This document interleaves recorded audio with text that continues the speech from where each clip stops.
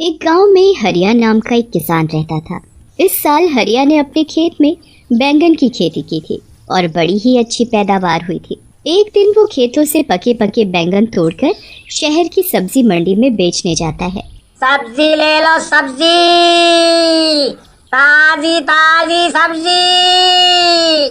शाम तक उसके लगभग सारे बैंगन बिक जाते हैं और बस थोड़े से बैंगन ही बचते हैं। हरिया बचे हुए बैंगन लेकर निकल पड़ता है।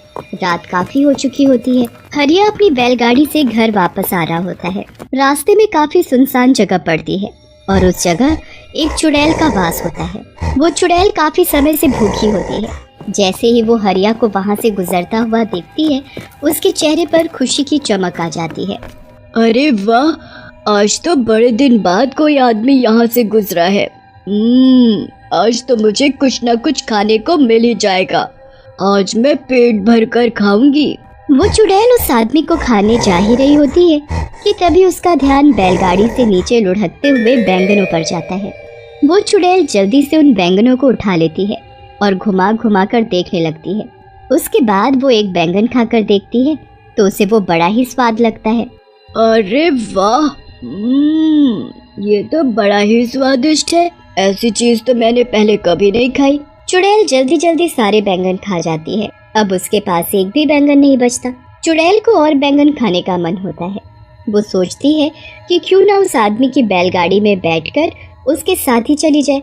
ऐसे उसे उस आदमी के पास और भी बैंगन मिल जाएंगे। वो जल्दी से हरिया की बैलगाड़ी में चढ़कर बैठ जाती है। हरिया को बैलगाड़ी में एक झटका सा महसूस होता है। वो जल्दी से पीछे मुड़कर देखता है तो उसे कोई भी दिखाई नहीं देता। अभी अभी मुझे ऐसा लगा कि मेरी बैलगाड़ी में कुछ भारी चीज गिरी है, पर यहाँ तो कुछ भी नहीं है।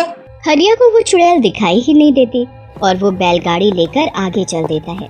चुड़ैल बैलगाड़ी में बैठकर हरिया के घर तक पहुँच जाती है। हरिया तो घर के अंदर चला जाता है, पर चुड़ैल आंगन में ही रह जाती है और सबके सोने का इंतजार करती है। लता, अरे ओ लता, जरा एक गिलास पानी तो लेकर आ। अरे आप आ गए, मैं अभी पानी और खाना दोनों लेकर आती हूँ। जब तक आप मुँह हाथ धो लो। खाना खाकर सब सो जाते हैं। उसके बाद चुड़ैल उनके घर में आकर बैंगन ढूंढने लगती है। वो घर का एक एक कोना देख लेती है, पर उसे बैंगन तो कहीं नहीं मिलते। चुड़ैल को बड़ा ही गुस्सा आता है। आखिर वो चीज इस आदमी ने कहाँ रखी है? इसकी बैलगाड़ी में थी तो इसके पास और भी जरूर होगी, पर ये उनको रखता कहाँ है? मुझे लगता है इसने उनको और जगह छुपा कर रखा है। मैं भी ढूंढ कर ही रहूंगी। चुड़ैल सुबह होने और हरिया के उठने का इंतजार करने लगती है। जैसे ही हरिया सुबह उठकर नहा धोकर खेतों में जाता है, चुड़ैल भी उसके पीछे पीछे निकल पड़ती है। हरिया खेतों में जाकर काम करने लगता है। चुड़ैल को अब दूर से ही ढेर सारे बैंगन दिख जाते हैं। वो तो खुशी से पागल हो जाती है। मिल गए, मिल गए। आखिर ये मुझे मिल ही गए। मुझे लग ही रहा था कि इस आदमी ने इतनी स्वादिष्ट चीज कहीं और छुपा रखी है, पर मैंने आखिरकार ढूंढ ही ली। अब चुड़ैल एक एक करके सारे बैंगन खाने लगती है। हरिया थोड़ी देर के लिए कहीं काम से जाता है और इतने में ही चुड़ैल खेतों में लगे सारे बैंगन खा जाती है।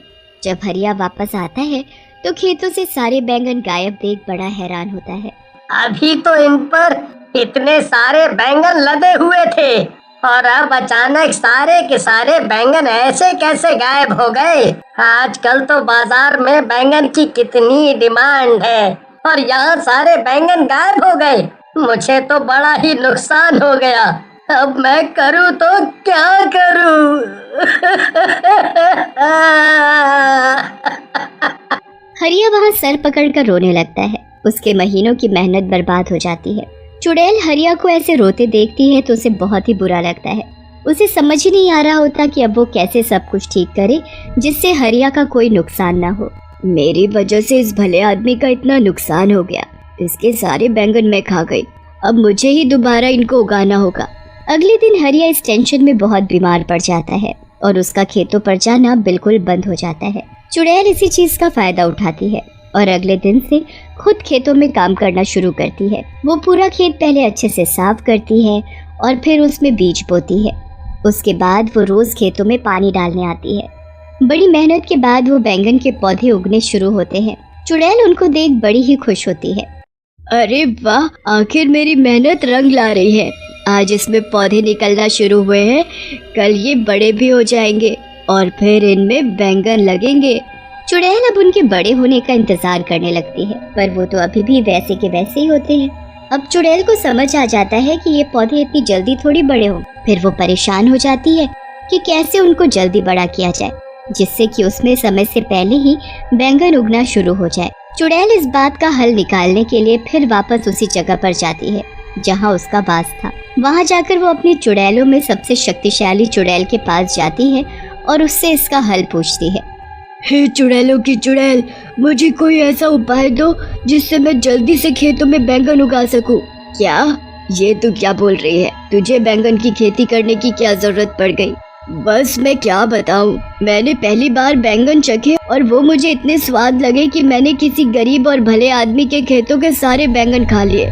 बेचारा इस सदमे में बीमार हो गया, बहुत रो रहा था, तो मुझे देखकर बिल्कुल अच्छा नहीं लगा। मैंने उसकी मदद करने की कोशिश की और उसके खेतों में फिर से बैंगन की खेती शुरू कर दी, पर अब वो पौधे अपने तरीके से धीरे धीरे उग रहे हैं। ऐसे तो वो बहुत वक्त लगाएंगे और महीनों में उसमें बैंगन उगेंगे।